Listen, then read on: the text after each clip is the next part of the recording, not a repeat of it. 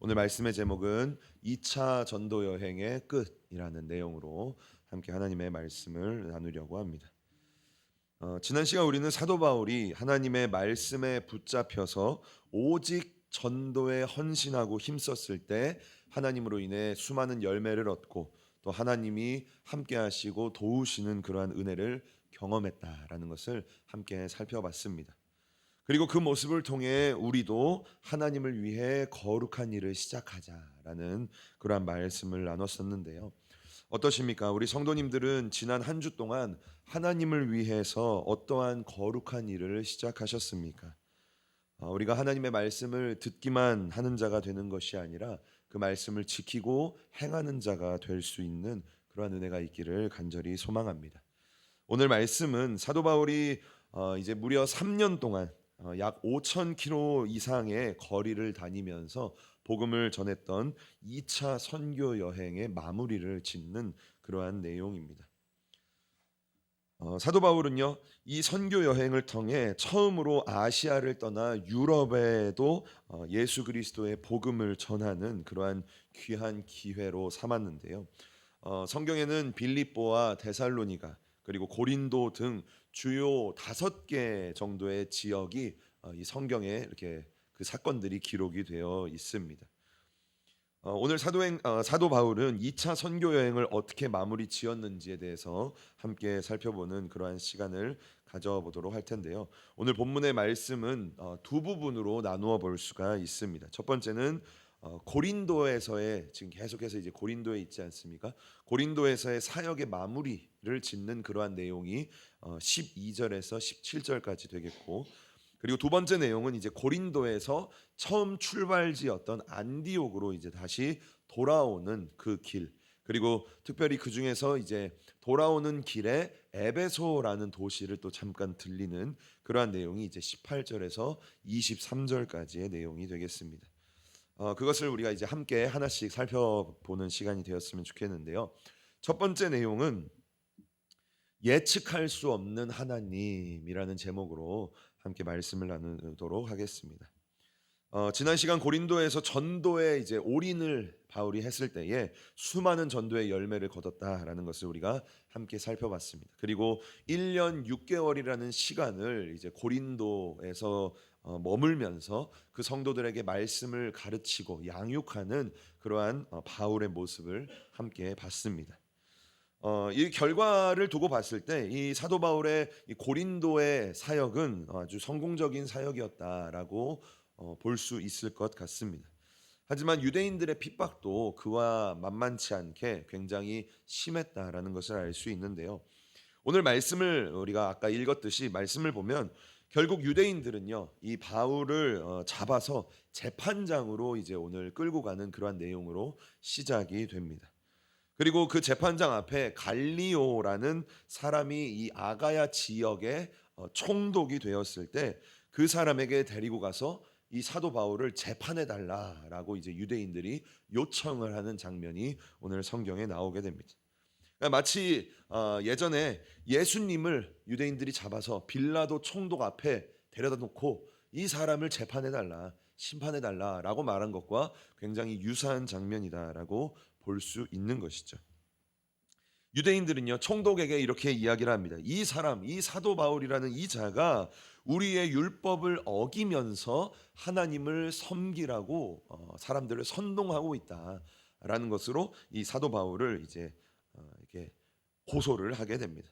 그러니 이 사도 바울을 처벌해 달라라고 말하는 것이죠.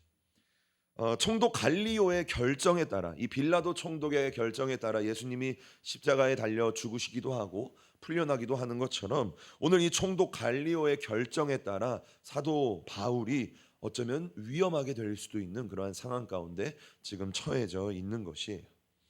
그런데요, 지난 시간 하나님께서 환상을 통해 사도 바울에게 말씀을 해주신 것이 있는데 그 말씀이 바로 10절의 말씀입니다. 10절 말씀을 보면 하나님이 환상 가운데 바울에게 이렇게 말씀하시죠. 내가 너와 함께 있음에 아무 사람도 너를 대적하여 해롭게 할 자가 없을 것이다. 그러니까 너의 그 육신을 해롭게 할 자가 없을 것이다. 내가 너를 지켜줄 것이다 라고 하나님이 바울에게 말씀을 하신 것이죠. 이 말씀의 약속이 오늘 이 장면에서 이제 이루어지게 됩니다. 이 갈리오라는 총독이요, 굉장히 냉철하고 똑똑한 사람이었어요. 그리고 그 당시에는 로마 제국 안에 유대인들의 세력이 좀 강했는데, 그러한 유대인들의 세력에 좀 반감을 가진 로마인들이 있었습니다. 그러니까 유대인들이 좀 잘 나가니까 로마인들 중에서도 저 유대인들 꼴 보기 싫다, 우리가 주류여야 되는데, 이러한 반감을 가진 사람들이 있었어요. 그런데 오늘 이 총독 갈리오라는 사람도 이 유대인들을 그다지 좋아하지 않는 사람이었다라는 것입니다. 근데 계속해서 말씀드리지만 빌라도라는 사람은 어땠어요? 유대인들을 좀 이렇게 가까이 하려고 했죠. 유대인들의 눈치를 보는 그러한 총독이었죠. 근데 갈리오는 그렇지 않았습니다. 유대인들이 이러한 이유로 이제 소동을 피우고 재판장에 찾아와서 이 사도 바울 처벌해 달라라고 막 어쩌면 조금 조르는 것처럼 이제 행동을 하자, 총독 갈리오가 유대인들에게 이렇게 이야기를 합니다. 이 사람에 관한 것이 어떤 부정한 일, 그러니까 이 사도 바울이 범죄를 저질렀다거나 또는 괴악한 행동, 이 사도 바울이 악한 행동을 했다면 내가 로마의 법으로 이 사람을 재판해 줄 거다. 그런데 내가 이 사람을 보니까 그러한 일이 아니다라는 거예요. 우리가 예전에도 예수님을 빌라도가 재판을 할 때 어땠습니까? 이 예수에게 내가 어떠한 죄도 발견할 수 없다, 왜 이 사람을 죽여달라 그러냐, 막 이렇게 말하지 않습니까? 오늘 여기서도 마찬가지인 거예요. 사도 바울의 이 내용을 보니까 재판할 거리가 없는 거예요. 범죄를 저지른 것도 아니고 로마의 법에 어긋난 행동을 한 것도 아니다라는 거죠. 그리고 이 똑똑한 갈리오가 이 내용을 보니까 그저 이 문제가 유대인들의 언어와 명칭, 그리고 율법에, 특별히 유대인들의 율법에 관한 것이다라는 것을 이제 발견을 하게 되는 거예요. 그러면서 이 갈리오가 유대인들에게 이렇게 말하는 거죠. 너네 일이니까 너네가 알아서 해라고, 이제 쉽게 말하면 그렇게 이야기를 한 것입니다. 그리고 그렇게 결정을 내리게 된 것이에요. 그리고 나서 이 유대인들과 사도 바울을 재판장에서 다 나가라, 그냥 한 번에 그냥 딱 명령 내리고 깔끔하게 일을 끝내버리게 됩니다. 이 사건이요, 어쩌면 우리는 그냥 성경 한번 쭉 읽고 넘어갈 수도 있지만 여기에 이 재판은 굉장히 중요한 재판이 됩니다. 왜냐하면 우리가 요즘에 법에서도 이렇게 대법원에서 어떠한 결정을 내리면요, 이게 굉장히 기록이 돼요. 그래서 무슨 사건이 생기면 요걸 또 가지고 와서 그때 요렇게 결정을 했으니 이번에도 요렇게 결정해 달라, 요렇게 이렇게 많이 참고를 합니다. 그런데 오늘 이 갈리오의 이 재판, 그러니까 이 유대인들의 법과 로마의 법은 다르다, 그러니 이 유대인들의 법은 너네들이 처리해라라는 이 결정이 나중에 이제 이 초대교회의 역사를 보면은 이게 이제 판례로 남아서 이제 이 유대인들, 그러니까 이 말씀을 전하는 이 기독교인들이 굉장히 그 재판에 있어서 자유로워지는 그러한 결정이 되는 것을 역사적으로 보면 알 수가 있습니다. 어쨌든 이 갈리오의 결정에 따라서 유대인들과 사도 바울 다 재판장에서 쫓겨나는 그러한 신세가 이제 되어 버렸습니다. 이제 재판장에서 유대인들이 자신의 뜻대로 이제 되지가 않은 거죠. 사도 바울이 이제 처벌을 받아야 되는데 그렇지 않고 다 그냥 무죄로 이제 나오게 되니까 유대인들이 화가 나게 됩니다. 그런데 이 유대인들의 분노는요, 갑자기 이 일을 주도했던 한 사람에게로 쏠리게 됩니다. 그 사람이 바로 17절에 나오는 회당장 소스데네라는 사람인데요. 우리 함께 18장 17절 말씀 한번 읽어보도록 하겠습니다. 시작. 모든 사람이 회당장 소스데네를 잡아 때리되 갈리오가 이 일을 상관치 아니하니라. 아멘.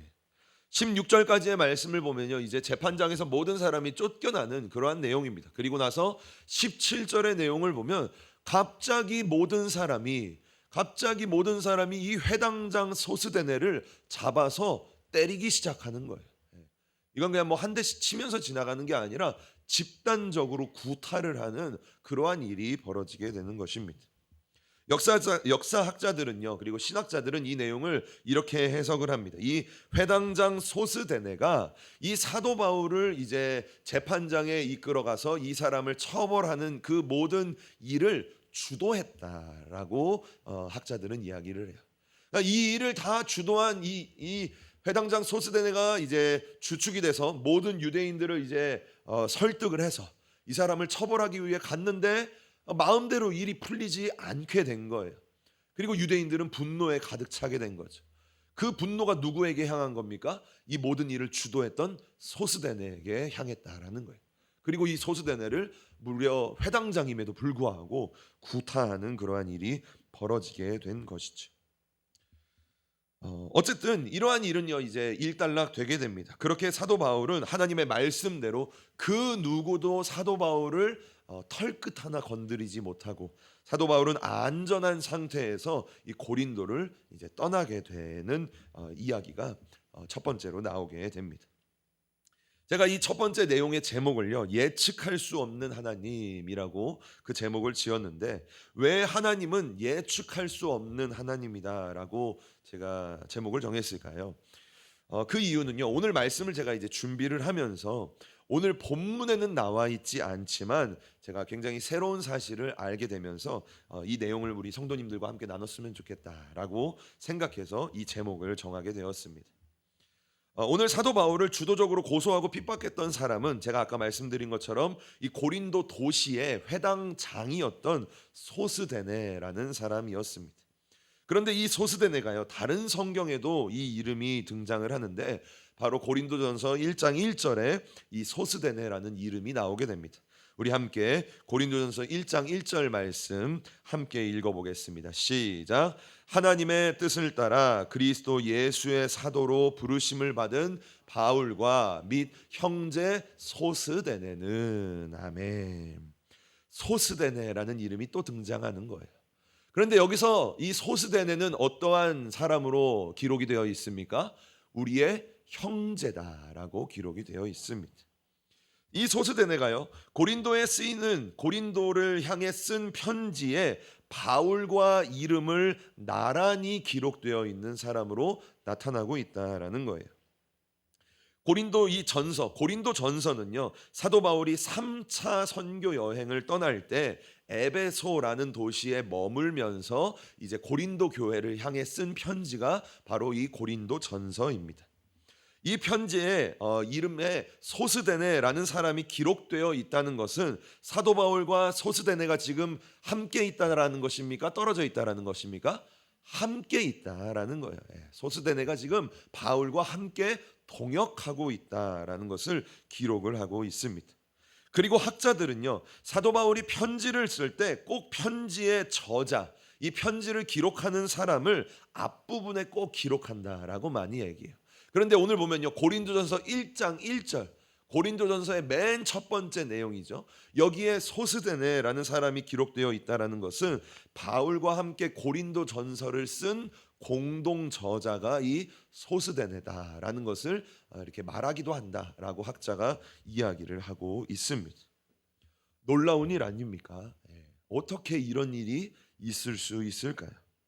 그것은요 우리 하나님이 바로 예측할 수 없는 하나님이기 때문이다라는 것이, 사도 바울을 핍박했던 사람을 변화시켜서 사도 바울의 아주 가까운 동역자로 만드시는 분이 바로 우리 하나님이다라는 것이죠. 그렇습니다. 우리 하나님은요 이렇듯 우리의 인간의 생각으로 예측하거나 가늠하는 것이 불가능한 분이 바로 우리 하나님이시다라는 것이에요. 우리 성도님들도요 종종 이런 것을 느낄 때가 있지 않습니까? 내가 생각하지 못한 방법, 내가 생각하지 못한 계획으로 하나님이 문제를 해결하실 때가 있고, 야 하나님이 이렇게 길을 열어가시네, 나는 답이 없어 보이고 야 이거 어떻게 해결해야 되지 막 고민하는데 하나님이 예측할 수 없는 방법으로 내 문제를 해결하시고 내 기도를 응답해 주실 때가 너무나도 많다라는 것입니다. 우리는 그 모습들을 발견하면서 우리 하나님은 정말 내가 예측할 수 없는 하나님이구나라는 것을 느끼게 되는 것이죠. 성경에도요 이러한 소스데네와 같은 예측할 수 없는 사건들이 많이 기록이 되어 있습니다. 우리 성도님들 야곱을 잘 알고 계실 거라 생각하는데요. 이 야곱이 약복강 나루터에서 천사와 목숨을 걸고 씨름을 하는 장면이 성경에 기록이 되어 있습니다. 왜 이렇게 야곱이 목숨을 걸고 천사와 씨름을 하고 있을까요? 그 이유는 자기의 형인 에서가 무려 400명이나 되는 군사를 이끌고 자기를 죽이려고 쫓아왔기 때문입니다. 그래서 하나님께 살려달라, 나에게 은혜를 달라라고 하나님께 붙들려 기도하고 있는 것이죠.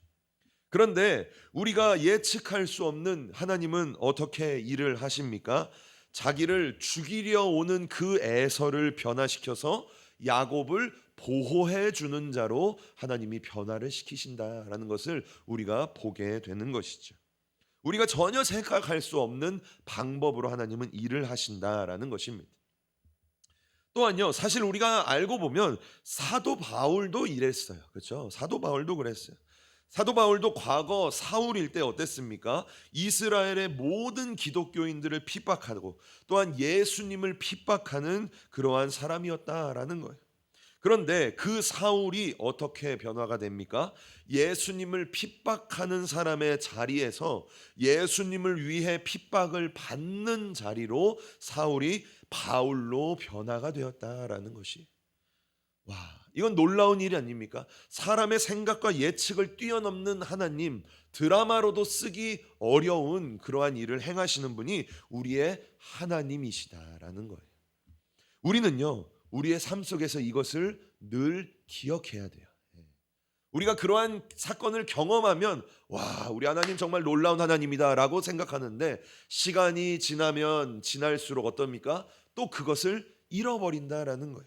우리의 삶 속에서 하나님을 제한하고 이거는 불가능한 일이야, 이거는 내 삶 속에서 이루어질 수 없는 일이야 라고 우리가 스스로 하나님을 제한하고 이렇게 하나님을 막는 그러한 일을 우리가 스스로 자행한다라는 것입니다.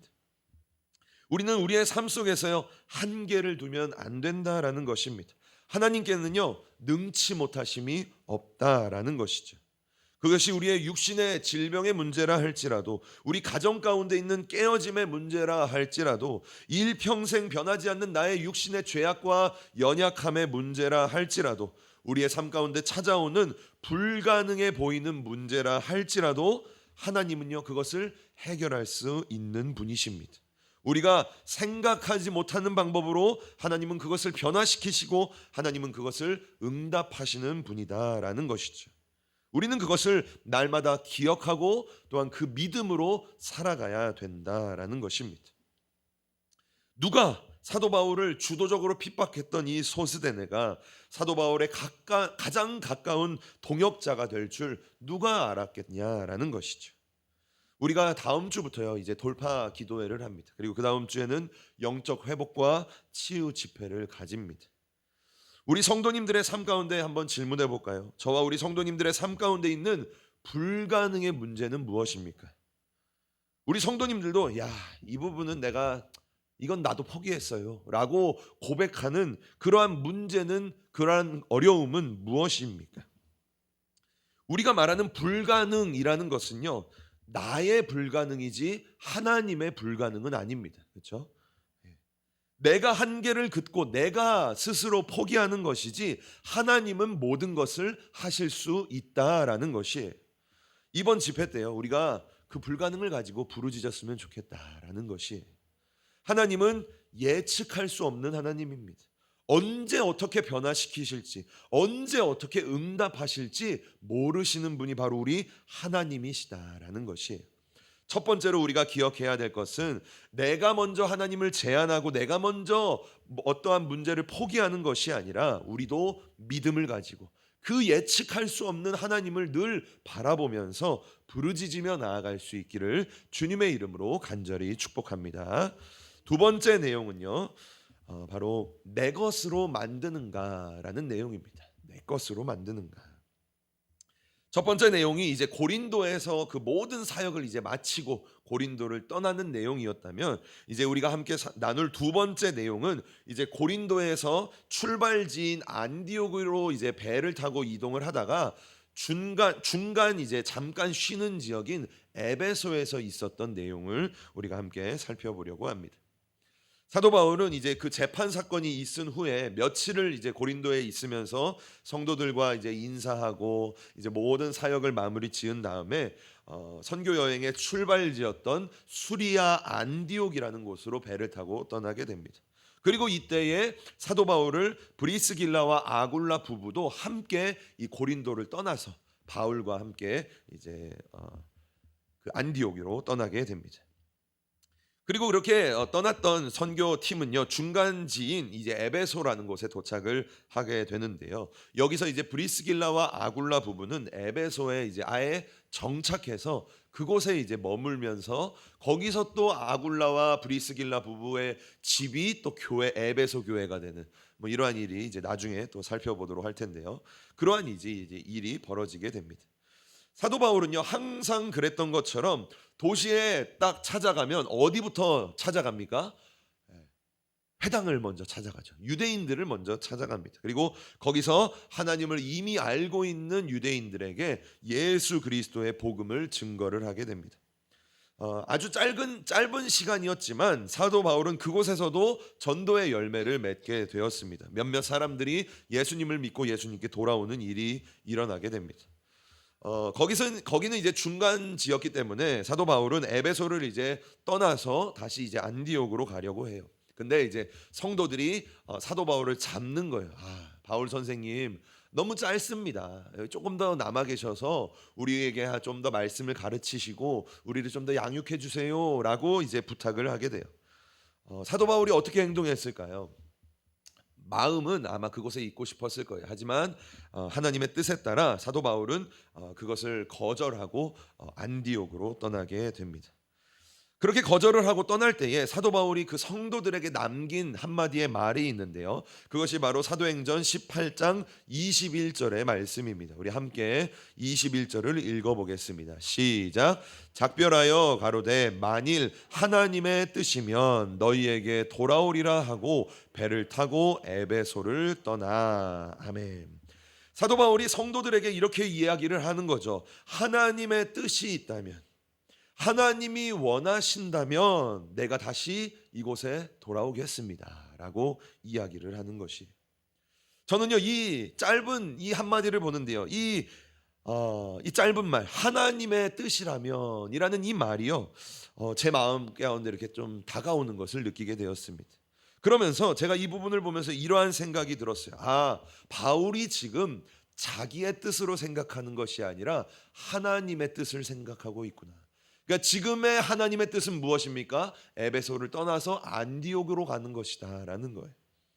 모든 순간순간을 사도 바울이 지금 하나님의 뜻을 구하면서 행동하고 있구나. 그래서 그 사도 바울의 말 가운데 하나님의 뜻이라는 말이 이렇게 나오게 되는구나 라는 것을 제가 느끼게 되었습니다. 사도 바울은 2차 선교 여행을 하면서요 아마 많은 변화와 영적인 성장을 경험했을 것입니다. 그 중에서도 사도 바울에게 있어서 2차 선교 여행에 있어서 가장 큰 사건이라고 하면 무엇이 있을까요? 그것은 바로 아시아에서 유럽으로 사도 바울이 선교를 떠난 그 사건이 바로 아주 중요한 사건이다라고 할 수 있을 것입니다.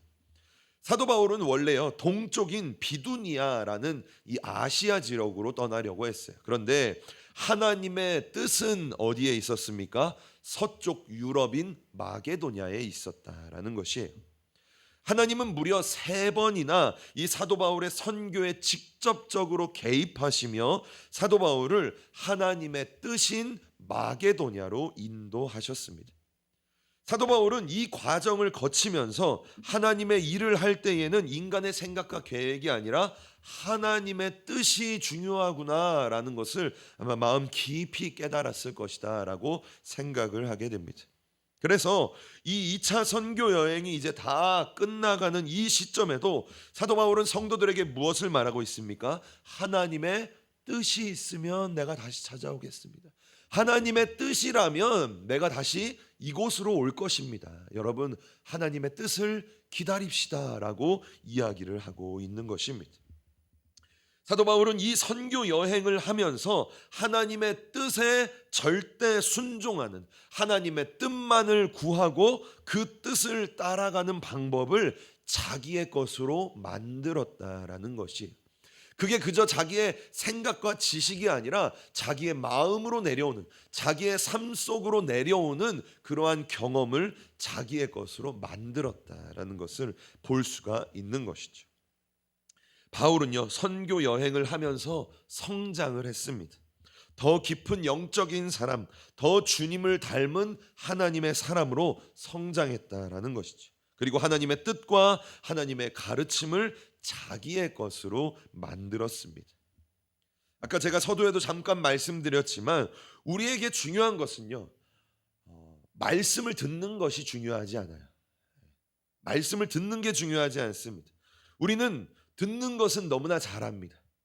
듣는 것은요, 어디서나 들을 수 있습니다. 우리는 무엇을 해야 됩니까? 그 말씀을 지켜야 된다라는 것이, 그 말씀을 행해야 된다라는 것이, 그 말씀을 내 것으로 만들어야 된다. 그것이 우리에게 중요한 일이다라는 것입니다.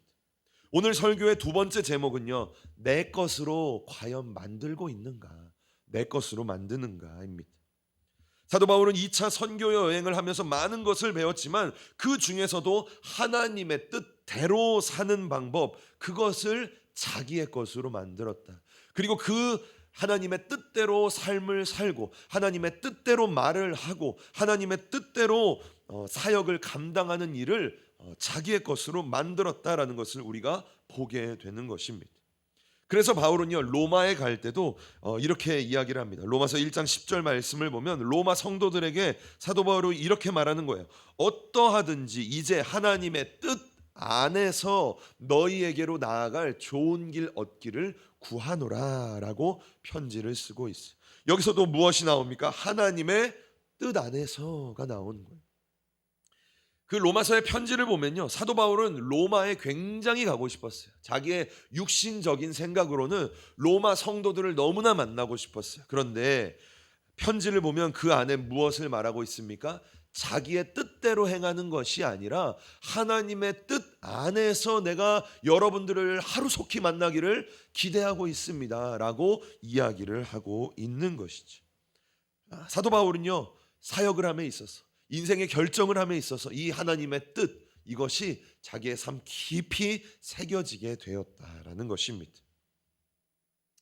하나님이 저와 우리 성도님들에게 원하는 것이 무엇일까요? 하나님이 저와 우리 성도님들에게 원하시는 것은요, 이 땅에서 잘 먹고 잘 사는 것이 아닙니다. 하나님이 저와 우리 성도님들에게 원하는 것은요, 우리가 하나님의 자녀로서 자라나는 것이에요. 우리가 성장하는 것이, 우리의 인격이, 우리의 영혼이 더 단단해지고 더 성장하고 더 힘이 있어지는 것이죠.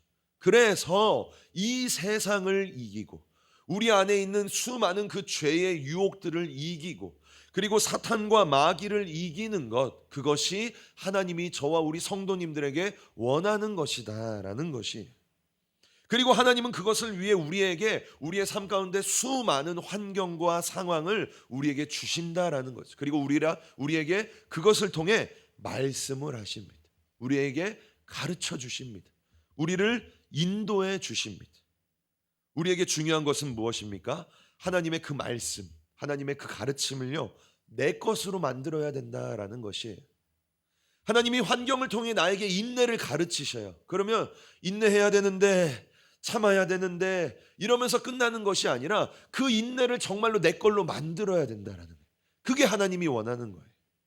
하나님이 환경과 상황을 통해 사랑을 나에게 말씀하신다면 그 사랑을요, 내 것으로 만들어야 된다라는 거예요. 사랑해야 되는데 라고 말하면서 또 실패하고 또 넘어지는 게 아니라 하나님이 나에게 사랑해야지, 참아줘야지, 인내해야지 라고 말씀하신다면 그 말씀을 붙들고 그것을 정말 내 걸로 만드는 것, 그것이 하나님이 나에게 원하는 거다라는 거예요.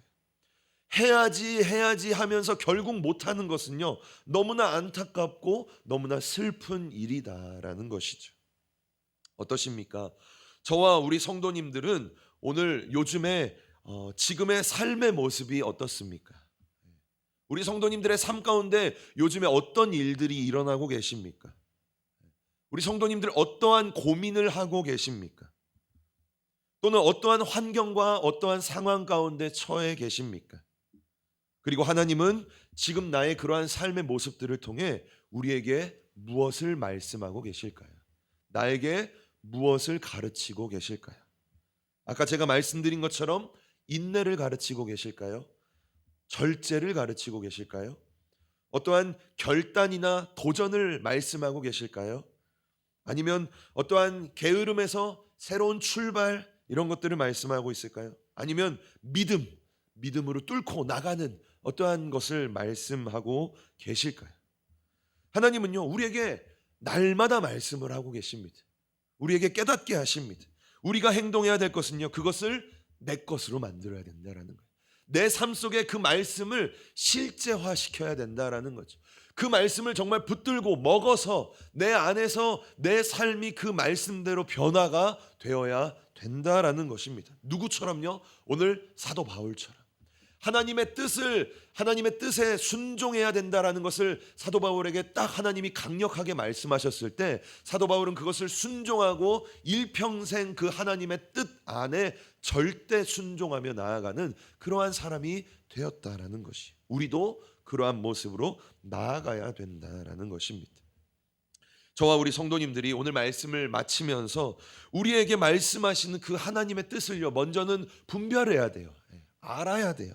그리고 그것을 깨달아야 되는 것이죠. 그리고 마지막으로 하나님의 그 가르침을 내 것으로 만들어서 정말로 사랑해야 될 사람을 사랑하고, 정말로 내가 인내하고 절제해야 될 것을 절제하고, 내가 끊어버려야 될 것을 끊어버리고, 내가 도전하고 믿음으로 나아갈 것에 거야 할 것에 우리가 믿음으로 돌파하며 나아가는 그러한 것.